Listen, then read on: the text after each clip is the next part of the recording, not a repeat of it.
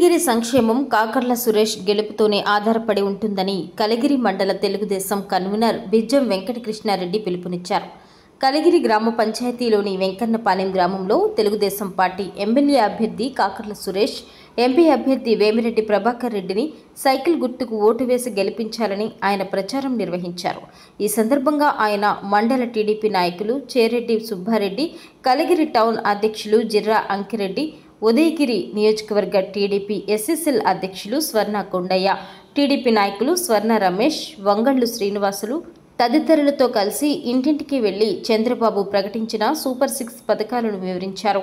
అలాగే గతంలో బాబు ప్రభుత్వంలో జరిగిన సంక్షేమం, ప్రస్తుత జగన్ ప్రభుత్వంలో అరాచకాన్ని వివరించారు. సేవాభావం కలిగిన సురేష్, వేమిరెడ్డి లాంటి నేతలు గెలిస్తేనే వెనుకబడిన ఉదయగిరికి మేలు జరుగుతుందని తెలిపారు. కలిగిరి మండలంలో తెలుగుదేశానికి మంచి స్పందన వస్తోందని, మెజారిటీ తథ్యం అని ఈ సందర్భంగా కృష్ణారెడ్డి తెలిపారు.